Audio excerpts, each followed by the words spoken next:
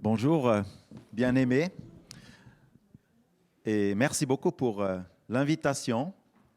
Merci Thierry, merci aussi pour les relations, comme tu viens de le dire, ce sont des belles relations.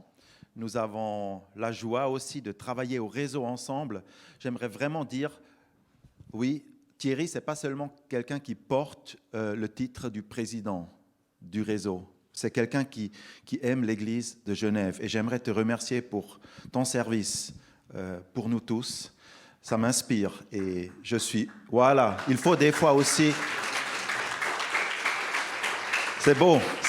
L'Église reconnaît aussi. Et ça, c'est une belle chose. Parfois, les pasteurs, hein, c'est vos serviteurs, oui, mais ils sont aussi dans un combat, des fois solitaire. N'oubliez pas, et merci de les encourager de cette manière, comme vous venez de le faire.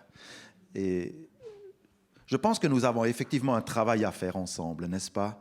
Nous avons des bénédictions à partager. Je suis heureux d'être avec vous et de vous donner aussi un point de vue sur la parole et d'étudier avec vous cette magnifique parole de Dieu. Merci pour la louange qui était là. Je suis toujours interpellé de voir comment font les autres. Hein. C'est parfois un apprentissage. J'ai vu, vous avez vous écoutez de la musique pendant que vous chantez de la louange ou quoi? Non, mais je vois, c'est les retours, j'imagine. Mais bon, vous avez maintenant sorti les bouchons de vos oreilles, parce que ça, c'est l'essentiel. Nous voulons aller dans la parole ensemble. Est-ce que tu peux afficher ce titre? Moi, je vous apporte un message sur la nécessité d'un changement profond. Est-ce que vous avez déjà pris une fois la décision, cette fois, je vais changer? Ça ne m'arrivera plus. J'ai besoin d'un changement radical, un changement profond. Par exemple, tu veux changer une habitude ou tu veux changer un comportement que tu as identifié et ce comportement doit changer. Par exemple, je ne vais plus me mettre en colère de cette manière-là ou je vais mieux gérer mon emploi du temps, toutes ces heures que je suis en train de perdre tout le temps. Ou on a chanté ici avec vous, même si c'est difficile, je chanterai gloire. Oui, c'est beau de chanter ça le dimanche, mais est-ce que tu le chantes demain? Est-ce que tu le chantes encore vendredi? Oui, tu as peut-être déjà dit, Seigneur, à partir d'aujourd'hui, je vais sincèrement te suivre. Très bien, mais souvent c'est difficile justement et on se retrouve à nouveau en échec. Ça ne marche pas avec les décisions. Mais je ne suis pas venu ce matin ici pour encore enfoncer un clou là-dessus. J'imagine comment tu te battes. Tard le soir ou pendant la pause de midi, tu es en train de te battre avec des décisions, avec... il y a de la pression autour de ça. Alors écoutez cette parole de l'évangile de Luc, parole de Jésus-Christ. En ce temps-là, quelques personnes vinrent à lui, à Jésus, vinrent lui raconter ce qui était arrivé à des Galiléens dont Pilate avait mêlé le sang avec celui de leur sacrifice. Il leur répondit, « Pensez-vous que ces Galiléens aient été de plus grands pécheurs que tous les autres Galiléens parce qu'ils ont souffert de la sorte? Non, vous dis-je. Mais si vous ne vous repentez pas, vous mourrez comme eux. Ou bien, ces 18, sur qui est tombée la tour de Siloé et qu'elle a tué, pensez-vous qu'ils aient été plus coupables que tous les autres habitants de Jérusalem? Non, vous dis-je. Mais si vous ne vous repentez pas, vous mourrez comme eux. Dans une de mes Bibles, j'ai trouvé le titre que les traducteurs ont rajouté, « La nécessité d'un changement profond ». Et le mot que la Bible emploie ici, le mot en original, c'est métanoïa. On va revenir sur ça. Mais tout d'abord, Les gens viennent à Jésus, vous avez vu, « Seigneur, quelque chose de terrible est arrivé. Ponce Pilate a fait massacrer des Juifs alors qu'ils étaient en train de sacrifier devant l'autel du temple. Qu'est-ce qui se passe, Seigneur? Dans quel monde vivons-nous? C'est de la folie. » Réponse de Jésus. Pensez-vous que ces Galiléens étaient des plus grands pécheurs que tous les autres? Est-ce que parce qu'ils ont gravement péché que cela leur est arrivé? Puis-je me permettre? Est-ce que ces Galiléens ont péché? Qu'est-ce que vous pensez? Est-ce qu'ils ont péché? Certainement, ils ont péché. Parce qu'ils sont allés au temple pour sacrifier. Pourquoi ils ont sacrifié? Pour demander pardon pour leurs péchés. Et alors qu'ils étaient en train de faire cela, alors qu'ils étaient en train de demander pardon, de sacrifier, cela leur est arrivé. Mais qu'est-ce qu'ils ont fait pour s'attirer à ce point la colère de Pilate? Je ne pense pas que c'était juste pour un refus de bonjour. Peut-être que c'était des zélotes. Vous savez, des zélotes, c'était un parti de juifs radicaux, complotistes. Il y avait d'ailleurs un zélote dans le groupe de Jésus, Simon le zélote. C'était des gens, des activistes, on va dire. Peut-être qu'ils ont organisé des émeutes ou des manifs anti-romains. Peut-être qu'ils ont saccagé une statue de l'empereur. Bref,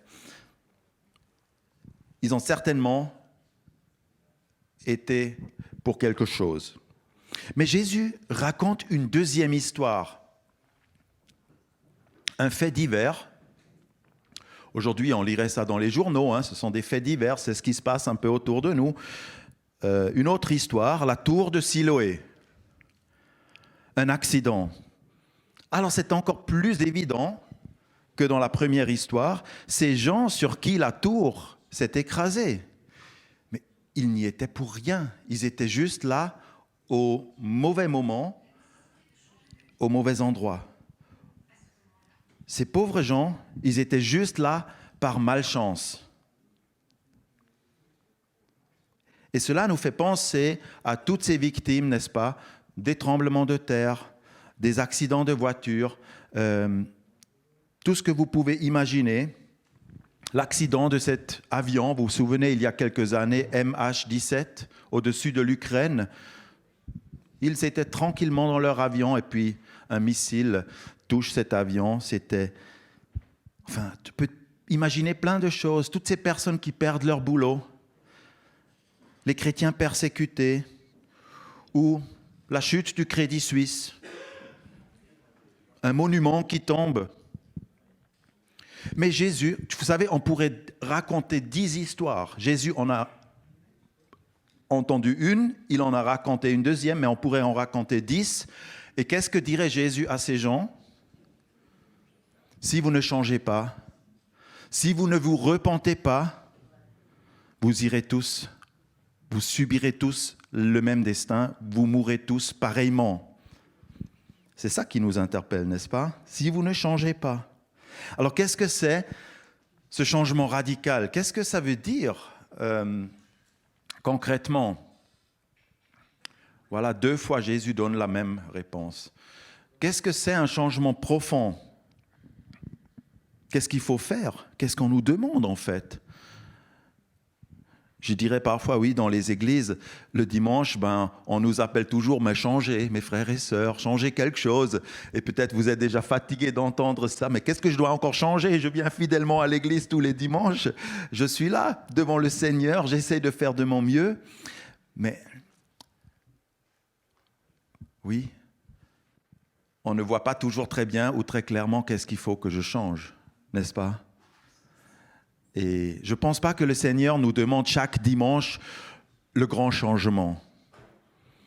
Mais moi, je vois dans ma vie, le Seigneur, il me demande jour après jour. Et il me dit jour après jour, voilà, je t'aide à changer quelque chose. Il me rend attentif par son Saint-Esprit. Donc, qu'est-ce que c'est la repentance? Qu'est-ce que c'est ce terme aussi? Métanoïa. Hein? Si vous ne vous repentez pas, métanoïa, vous mourrez tous comme eux. Métanoïa veut tout simplement dire, si on prend ça textuellement, méta, autrement, et noïa, penser. Autrement penser. Ça parle aussi d'un changement de mentalité. Changer de mentalité. Est-ce que la repentance, c'est regretter? Vous pensez, ah, je regrette, je n'aurais pas dû faire ça.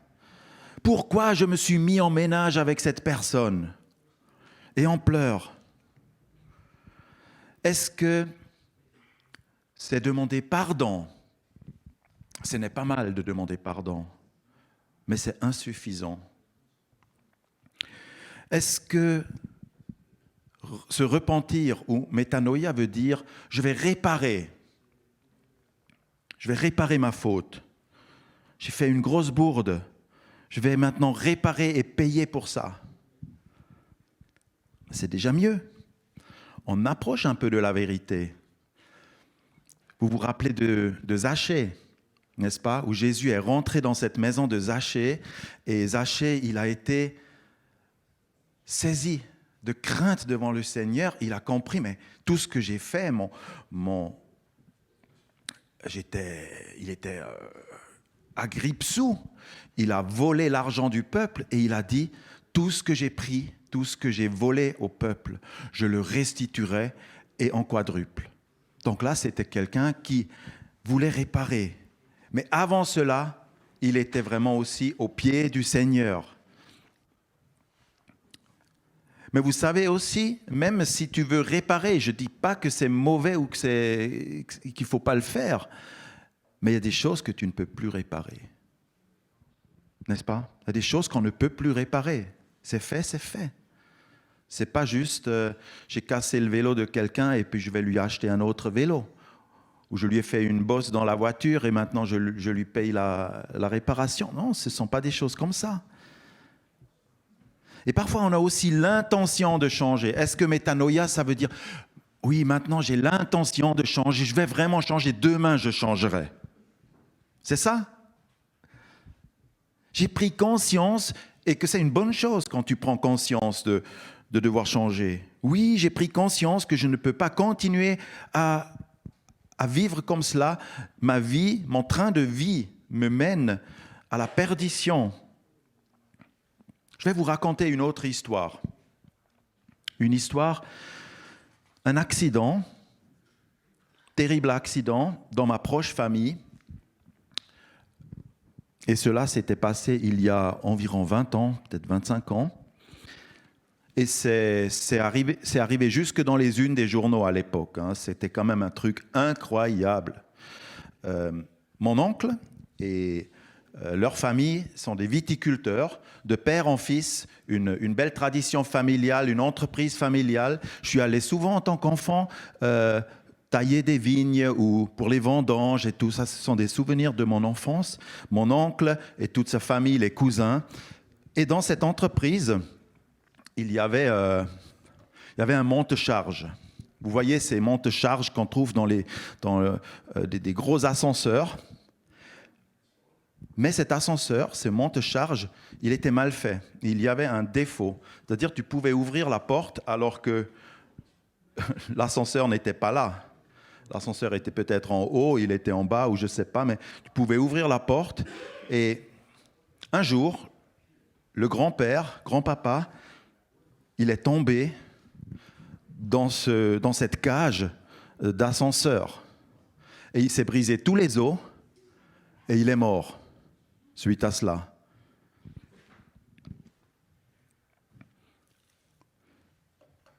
Déjà là, à ce moment-là, tout le monde savait que cet ascenseur était dangereux. Mais écoutez maintenant, environ 6 ans plus tard, un soir, mon oncle, le chef de l'entreprise, tard le soir, je ne sais pas ce qu'il faisait encore dans ses ateliers, il est tombé lui-même dans cette cage d'ascenseur et il y a passé toute la nuit en criant et en hurlant, en appelant du secours, mais personne n'était là pour l'entendre. Je pense qu'il était tombé vraiment dans ce trou et il n'est pas mort, en fait. Il est paraplégique maintenant. Il est dans un fauteuil roulant. Toute la nuit, au fond de ce trou. Et un énorme choc dans notre famille. Et ça, c'est allé dans les journaux. Comment cet entrepreneur n'a pas fait réparer cet ascenseur?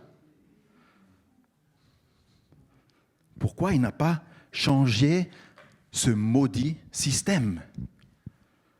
Voilà un petit exemple, frères et sœurs. Il ne suffit pas de regretter.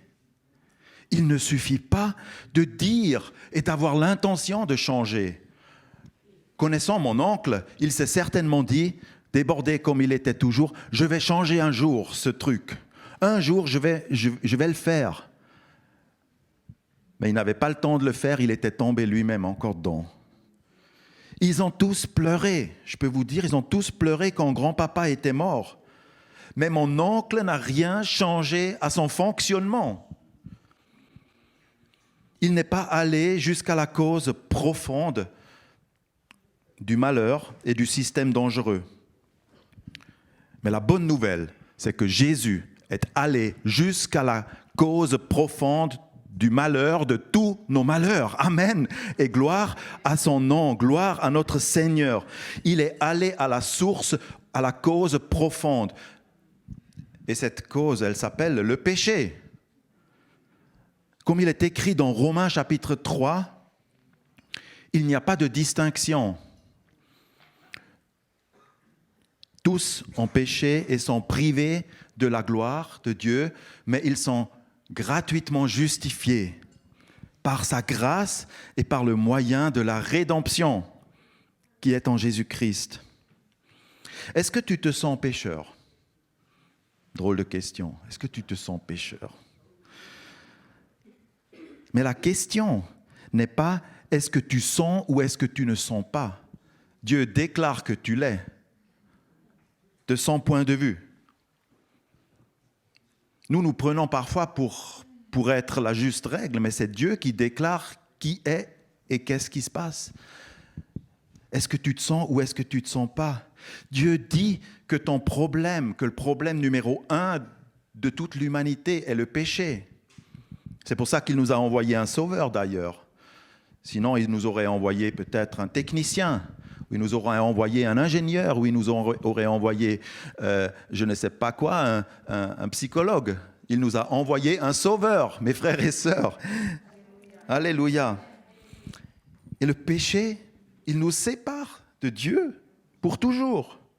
Dans ces deux histoires, voyez, les Galiléens qui ont sacrifié, qui ont été massacrés en étant au temple. Et l'autre histoire, la tour de Siloé qui est tombée sur eux. La question n'était pas, est-ce qu'ils étaient des pécheurs? La question n'était pas, est-ce qu'ils étaient moralement meilleurs que tous les autres?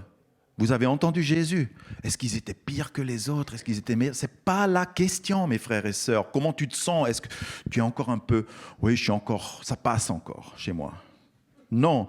À la fin, tout ce qui compte, c'est est-ce que tu es revenu à Dieu avec ta vie? Est-ce que tu as plié ton genou devant notre Dieu, devant Jésus-Christ? On a tous entendu parler de cette débâcle du Crédit Suisse, n'est-ce pas? J'étais devant mon téléviseur dimanche passé, le soir, j'ai voulu regarder les infos et puis on nous passe pendant des heures ce qui est arrivé. Encore une banque, encore un monument qui tombe.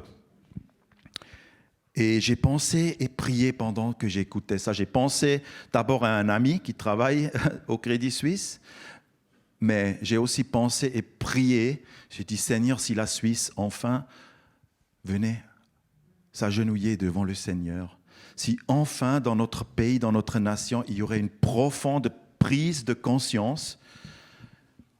Parce que je me rappelle en 2008, Il y avait déjà une crise bancaire. On avait dit, ça ne se produirait plus jamais. Ça ne pourra plus se faire. On a installé une autorité qui s'appelle FINMA, qui doit contrôler le marché financier de toute la Suisse.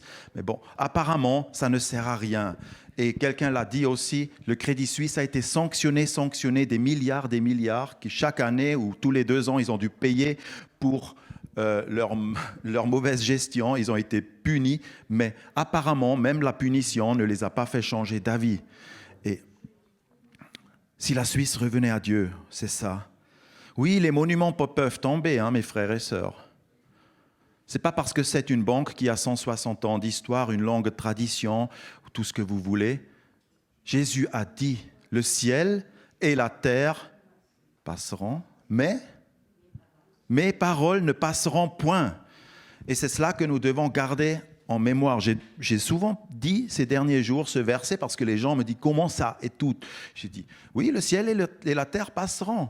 Vous allez voir encore des monuments tomber. Tant que nous ne changerons pas, tant que nous ne revenons pas au Seigneur, tant que aussi au niveau du gouvernement, peut-être qu'il n'y ait pas une prise de conscience, pourquoi on ne dit pas c'est le temps de faire vraiment table rase et de dire pourquoi notre peuple, pourquoi nous avons honte de parler de Dieu, pourquoi nous ne parlons pas de cet éloignement, de cet abandon.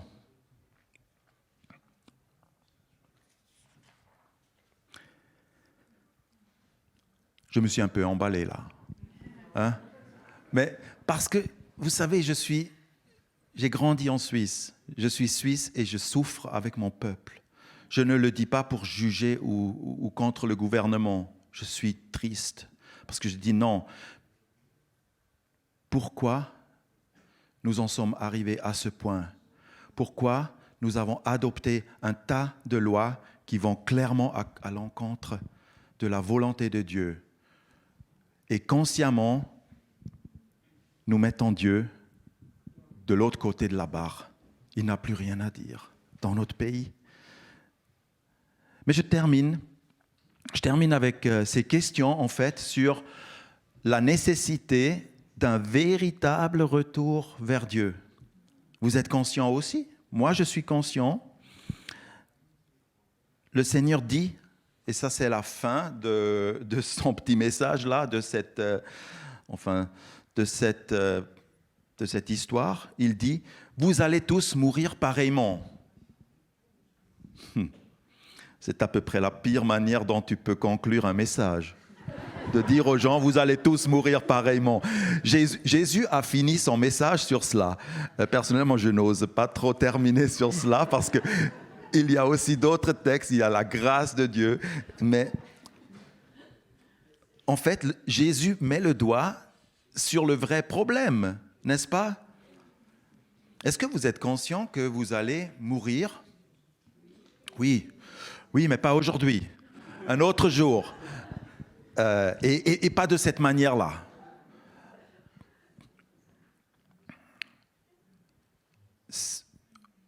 Ok, mais vous allez quand même mourir. Et nul ne sait le jour ni l'heure. Ces perspectives ne nous enchantent franchement pas. Le pasteur qui vient ici encore pour nous mettre ça devant les yeux, désolé, hein, Mais il me semble que Jésus voulait justement amener les gens à ce point dans cette histoire. Il voulait les amener, sortir du rôle des spectateurs qu'ils étaient, qu'ils disaient, là, ça s'est passé là-bas, là, il y a eu ça. Ils étaient peut-être, à l'époque, pas encore derrière leurs petits écrans, mais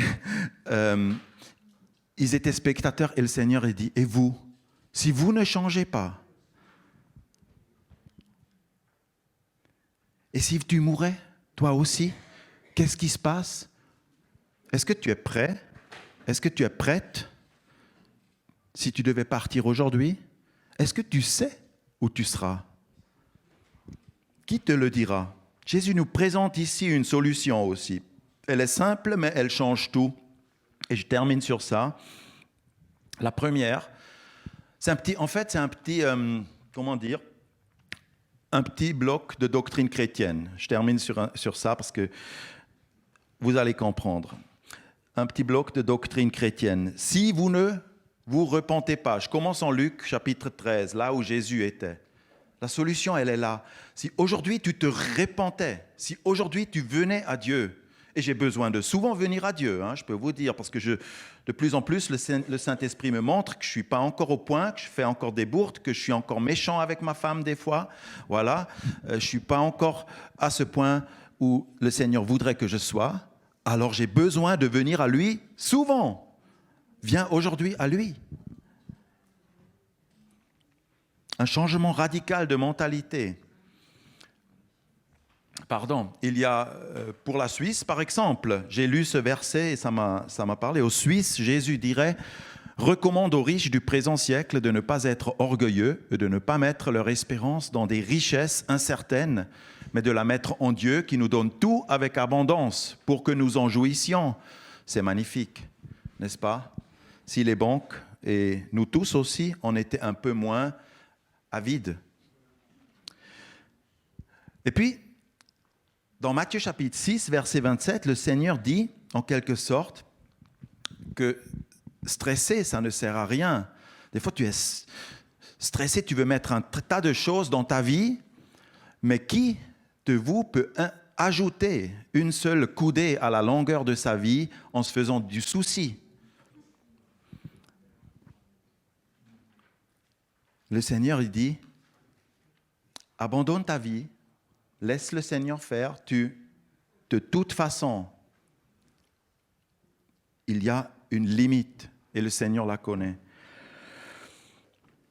Dans Jean 8, verset 21, Jésus, il parle avec les pharisiens, avec les docteurs de la loi, et il leur dit, il est triste parce qu'ils ne comprennent pas. Ils ne comprennent pas, tout en étudiant toujours la Bible et les lois de la Torah. Il leur dit, mais vous mourrez dans vos péchés. Et dans Jean 5, il dit ceci, celui qui croit en Jésus-Christ a déjà la vie éternelle. Il ne vient pas en jugement, mais il a passé de la mort à la vie. Moi, je suis déjà passé de la mort à la vie, mes frères et sœurs. Et vous, est-ce que tu attends encore le jugement? Non, c'est plus nécessaire, c'est plus à l'ordre du jour si tu as fait cette repentance, si tu as compris ces choses. Jean 10, verset 28, merveilleux. « Ils ne mourront jamais, dit le Seigneur. » Il parle là de ses brebis, mes brebis, ceux qui m'appartiennent, ils ne mourront jamais. Bon, ça veut dire quoi? Un jour quand même, ton corps va te lâcher et tu vas mourir, oui, ton corps physique va mourir, mais tu ne mourras pas parce que tu vis éternellement déjà. Et tu prends l'ascenseur directement. Voilà. Et je termine avec ça. 1 Corinthiens 15, verset 55. « Ô mort, où est ta victoire? L'aiguillon de la mort est le péché, mais grâce soit rendue à Dieu qui nous donne la victoire par notre Seigneur Jésus-Christ. » Il nous donne la victoire. Vous avez vu ça? Et maintenant, qu'est-ce que nous voulons faire de ces informations, de ces choses? À mon oncle, suite à son accident, mon oncle qui est paralysé, je lui avais écrit une lettre en lui mettant un peu tout ça. Je lui ai écrit, tu sais, maintenant, c'est terrible ce qui est arrivé, tu dois te culpabiliser, tu dois avoir ceci et ça, je ne sais pas.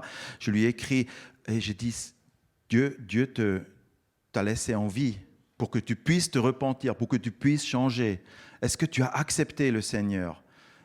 Il ne m'a jamais répondu. Depuis 25 ans, je n'ai plus jamais rien entendu de lui. Je ne sais pas. Il est vivant? Il est vivant. Il est dans un EMS. Qu'est-ce que toi tu fais? Qu'est-ce que toi tu veux faire? Quelle est ta décision? Tu veux te battre tout seul pour essayer de te changer, pour dire « Ah, ça ne m'arrivera plus, je vais devenir une autre personne » ou est-ce que tu viens à Jésus, qui lui se charge de te changer, qui lui se charge de te sauver? Il a déjà donné son oui, le feu vert, il est largement ouvert, tu peux avancer. Que Dieu te bénisse, mon frère et sœur. Amen. Bon dimanche à tous. Voilà.